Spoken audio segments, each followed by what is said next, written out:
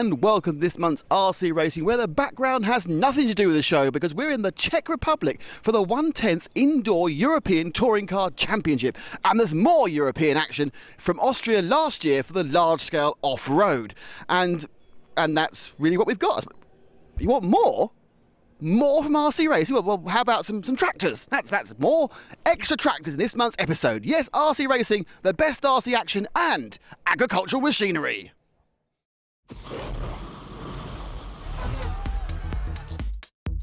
Welcome to the third running of the Indoor Touring Car European Championships, this year in the Czech Republic, where Ronald Volker is hotly tipped to retain the title. But let's hear from John Hindhaugh with the rest of the A final qualifiers hoping to get in his way. So it's Volker, Hagberg and Prump at the top three, then Adrian Bernsen in fourth. Timo Lino, I don't think he'll be happy with fifth, but is a fast starter. Frederik Sudhoff in sixth, Martin Hoody, then Kudvonen, Fleischmann and Kunak making up the top 10. So Volker then on pole position, waits for the signal to start, and we're off and racing straight into a very technical section. You've got to be very careful that the adrenaline doesn't run away with you in those corners, because it's so easy to lose a handful of positions, and Volker already under pressure from Hagberg with the green at top to the car. The blue car leading is Ronald Volker on the Yokomo, and he's repelled the first attack at least, and he's settling into a nice pace here. The laps are fast and furious. It's pretty much a one groove, one line track here, but there are a couple of overtaking places. You've really got to hustle to get yourself into them. Across the start finish line, maybe into this first sequence. We've seen in practice it's possible to get through there. But after that, really, you're pretty much line astern until you come back around again, unless the driver ahead of you makes a mistake. And at this level, they don't come very often. You've really got to make hay if there is any degree of door left open. The two green cars battling for second and third are Hagberg and Prumper. That's from their positions on the grid. Rather too many green coloured cars in this for your poor commentator. But at the moment, it is Ronald Volker that leads from the X-ray of the Swede, Alex Hagberg. There he is. Yannick Prumper on the Yokomo, the German in third. You can see how frustrating this is, because these drivers are all absolutely on it. You can see how closely matched they are. The times in qualifying were, the differences were fractional. You can see getting up behind someone possible, but trying to engineer some kind of passing opportunity nigh on impossible. And at the moment, the battle for second place is the one we're watching, with Hagberg and Prumper. Hagberg there, just onto the straight. Does seem to get on the power earlier, coming on through the final corner onto the start-finish line, doesn't he? And that's giving him a little bit of a breathing space. Here, though, look at Prumper. He's starting to go the wider lines, looking for the cutback, but again loses out on the main straight when he really wants to be right under the wing of that X-ray as they head into this tight and twisty section. He's very good through that middle section. But here, look how much slower that car is down the straight, and that's all down to the fact that he's not getting on the power earlier, but this time much closer to the second place vehicle, and he could well be challenging. No, he's gone a little bit wide there on the anti-penultimate corner, and that just allowed Hagberg to have a little bit of breathing space again. The leader is Ronald Volker from pole position. Not seeing too much of that blue Yokomo, but this is the battle for second place. It's Hagberg who has it at the moment. And where's Prumper gone? Prumper is out. Prumper has had an engine problem. He's off at the side of the circuit, and that is a disaster for the third place qualifier. The German on the Yokomo, Yannick Prumper, is out, and that leaves Alexander Hagberg now in elegant isolation. And look at this, freed from having to defend his second place. He's off after Ronald Volker. Now, meantime, in third place now, that is Adrian Bernsen. And he's been chased by, now, is that Timo? It is Timo Lino in the white, all-white machine, not his usual colours. The pretty plain body on for him, as we're trying to pick up the gap between first and second. Oh! And there goes Bernsen. And that's a disaster for him on his roof. And that, as you can see, has dropped him, what, 1, 2, almost 3 places. He's having to fight very hard indeed. Now, that's the kind of touring car action we like to see, so it is possible to pass in the infield. But remember, no door handle to door handle, and rubbing is racing here. We do have referees, and avoidable contact or elbowing your way through is penalised immediately. Paddles down the far end of the field here. As we just picking up some of the great action. Waiting for the leader to come through. Watch out for the blue card. There it is. That is Ronald Volker. And he hasn't had a huge amount of pressure, but he's going to get some shortly because Hagberg is closing down on him, and he's got cars to go through, and I think that's Adrian Berntsson that he's coming to put a lap on here, who's already been on his roof. He was in 3rd position, Adrian, the Norwegian on the X-ray, and he's about to go a lap down. That's heads-up driving, great stuff from the Norseman. And as we head to the flag, it's Ronald Volker who will take it, and has indeed won it there. As he goes underneath our camera position, it's all over, and Volker takes the first of the finals here. Yes, he has finished, I promise.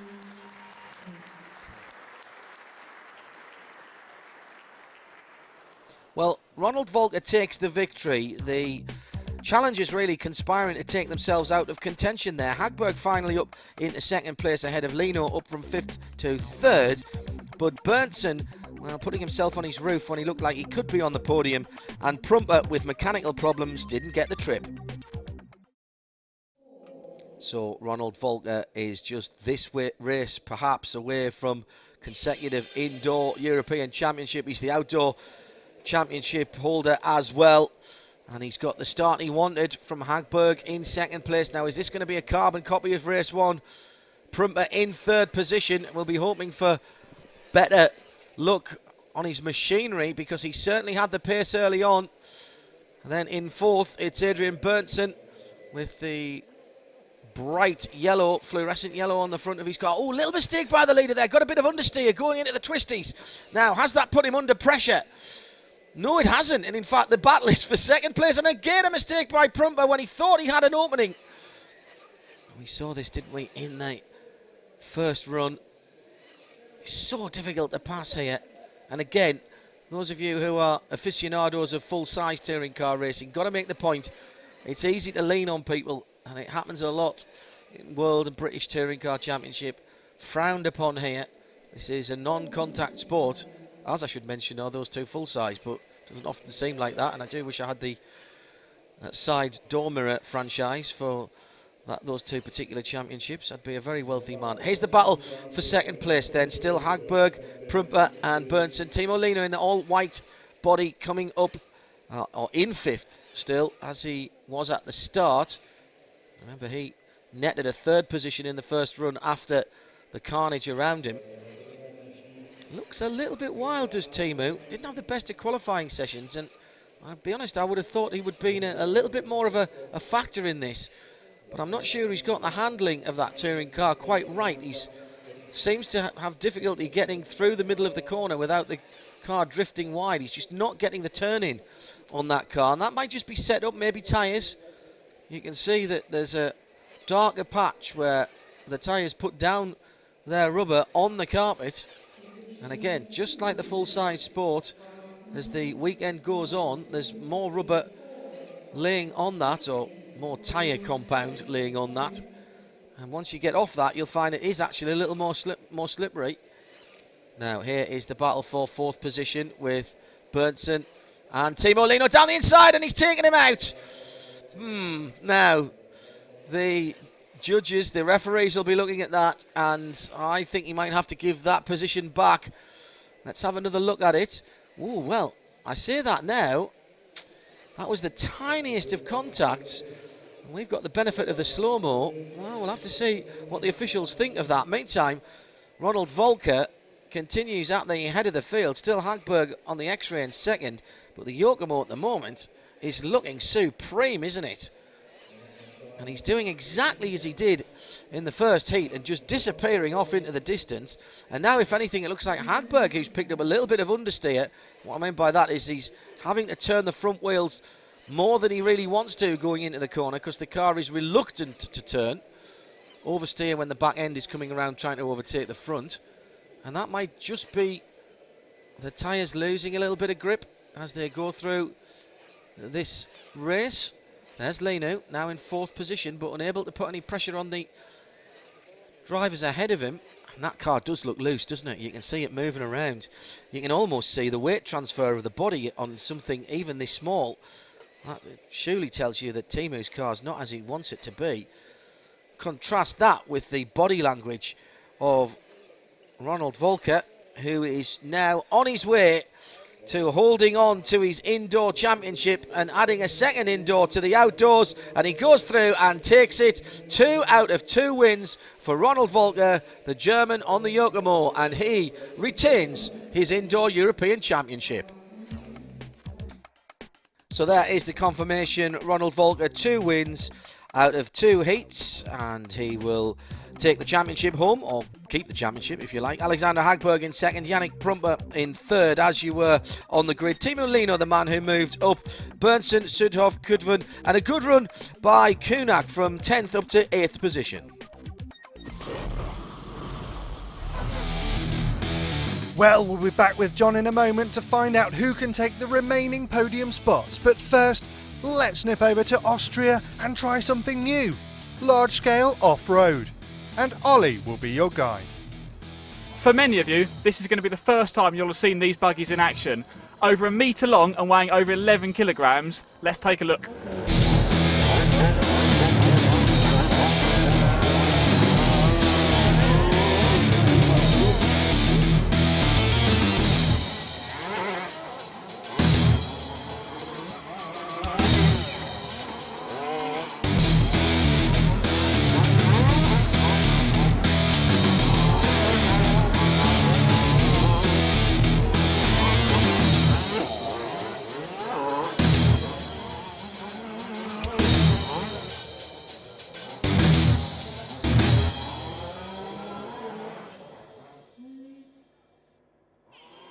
So all the cars get away cleanly off the starting grid, but the referees hand out a jump start penalty to cars 2 and 9.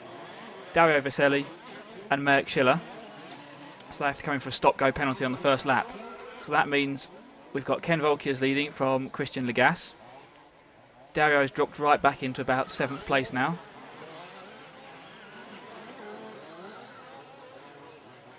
Christian makes a mistake and that allows Nick Visser up into 2nd.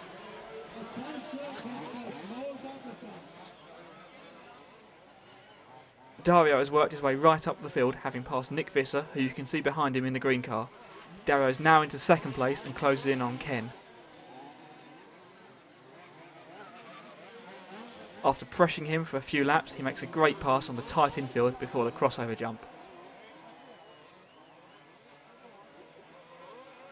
Unfortunately, just after the double jump, Dario's car slows down. Looks like there's a problem with his car, and he's out of the race. That leaves Ken taking up the lead as Dario's car quickly recovered to the pits and his mechanics try and sort the problem out to try and get him back into the race. But by the time he's back on track, he's lost a couple of laps. He's 2 or 3 laps down on the rest of the field.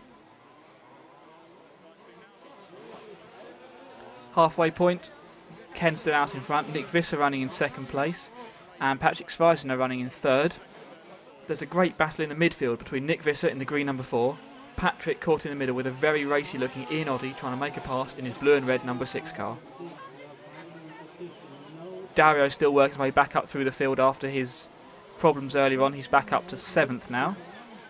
So currently the running order, it's Ken Volkers out in front, Ian Oddie running 2nd and Christian Legas dropping down from 3rd place, allowing Patrick Sveisner up into 3rd. Then we get a problem from Patrick Sveisner, so that leaves Ken leading Ian. Just a couple of minutes now from the end, it looks like Ken's got this one in the bag, but a problem with his car takes him out of the race. And with just 2 minutes to go, Ian Oddie, car number 6, has worked his way up into that leading position now, so it's Ian Oddie out in front. Suddenly there seems to be a lot of car problems around this point. but Ian keeps it all together and completes the final lap, crossing the line to take the first ever large-scale off-road European Championship title. Hans Koelfler has worked his way up into second place and takes second at the line, and surprisingly Mario Wendler from Austria, from this host club, finishes the race in third place. Dario's got past his early problems and thanks to the other people dropping out, finishes in fourth. Christian Legas in fifth place, not finishing. Ken Volkier's sixth, again not finishing. Nick Visser seventh. Marek Schiller eighth. Patrick Schweizner ninth. And Jaroslav Okok in 10th place. I'm very, very pleased. Yes, a lot of people think I'm too old, so it's a special result. The start wasn't the best. I ended up outside the track marker to start with, but kept it clean, pacing it round and round, watching other people make mistakes, and it came good at the end. So. Do you think it was your experience that really helped you win the final? It does count for a lot, because half of it on a track like this is tactics and pacing it at the correct speed.